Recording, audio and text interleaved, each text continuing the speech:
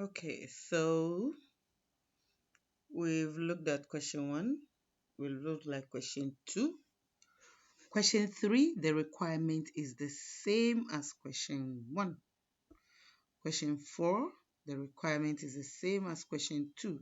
So that's for you to sit down, and if you understand question one and two, you try three and four to figure out if you can solve the question. Now, just to help you through, the requirement is dividend paid to NCI. So you need the opening balance of NCI credit, the closing balance of NCI debit, share of NCI credit, and then the difference will be your dividend paid to NCI. And one important information, you are determining it as cash outflow and it will be reported under financing financing activities. So your dividend paid to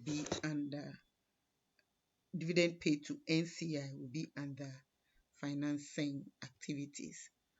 Question four is about associates. And remember, investment in associates is under investing activities. So again, you need your opening investment in associate, which is an asset, so debit. Closing investment in associate, an asset. Then share of associates profit, that will give you that will be a debit as well, and then the difference will be dividend received.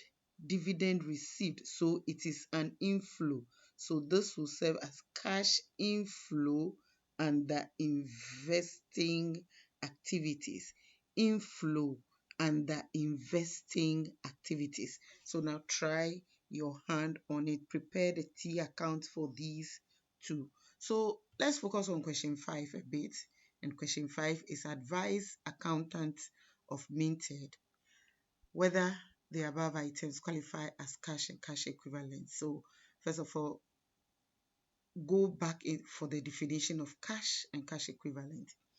The accountant of MIDI, a company, is preparing a statement of cash flows. She would like advice about whether the following items can be included in cash and cash equivalent. An overdraft, a balance of 500,000 held in a high interest account. Medium must give 28 days notice in order to access this money, which is held with the intention of meeting working capital shortages. Then the third point is an investment in ordinary shares of Mackay. The shares are listed and therefore could be sold immediately.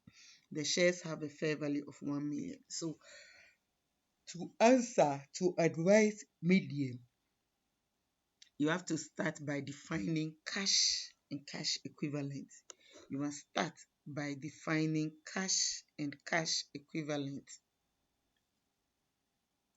Highly liquid investments, short-term, highly liquid investment, readily convertible to cash, readily convertible to cash with the an insignificant risk of change in value.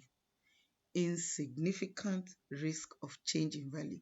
And more importantly, that such an investment is held for the purpose of managing cash commitments, for the purpose of managing short-term cash commitment.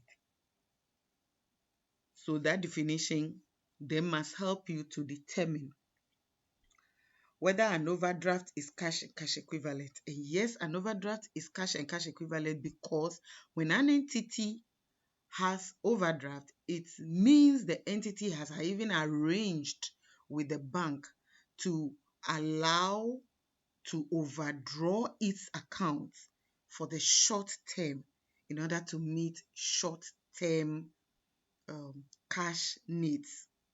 And therefore, it is a deliberate arrangement to manage short term cash commitments. So that makes overdraft a cash and cash equivalent item.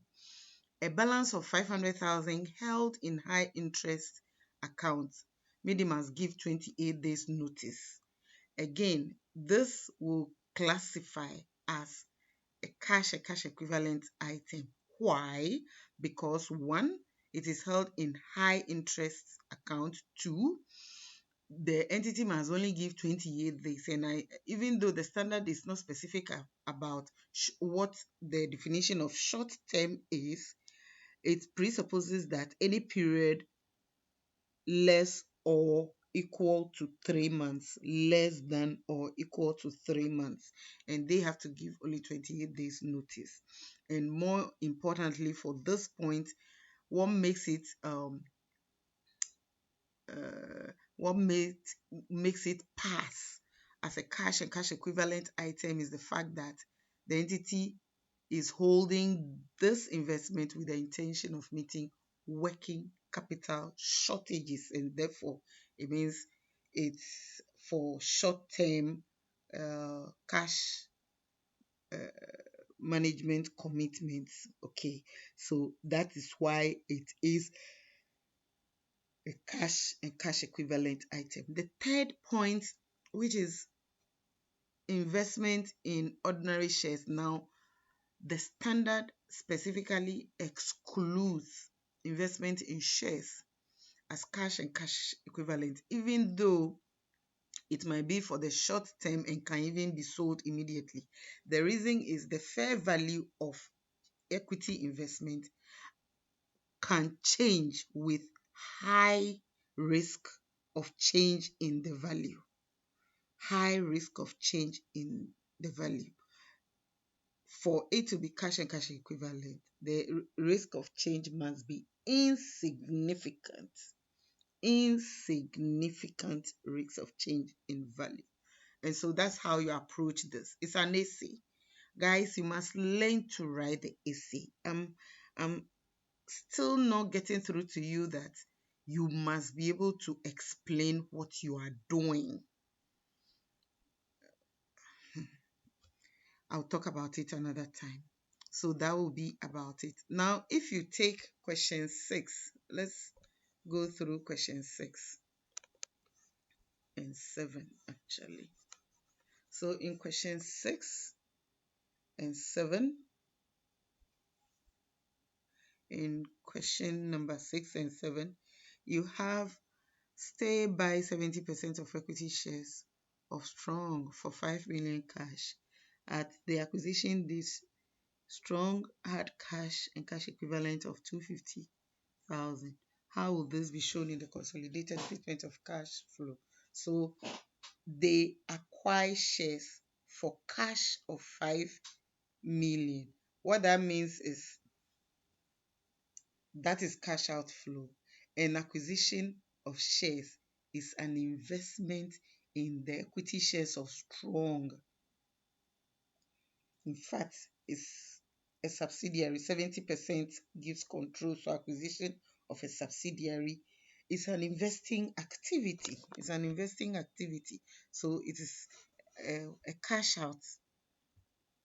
outflow of 5 million. However, the subsidiary being acquired is coming in with 250,000 cash, and therefore the net cash outflow, the net cash outflow, the net cash outflow is actually 5 million minus 0.250, which means the net is 4,750. 4,750,000. 4 million. So They paid 5 million and they are buying the assets and liabilities of the subsidiary, and that came with cash of 250. So in the net is what will be reported in the statement of cash flows under investing activity. Net cash outflow from this acquisition of 4,750,000. In the same vein, Stay owned 80% of Cool, and during the year, these shares were sold for 8 million cash, and the Cool had cash and cash equivalent of 700,000. So they sold, and so they are receiving cash in, cash inflow. They are receiving 8 million, 8 million, but at the same time, they are disposing of a subsidiary with cash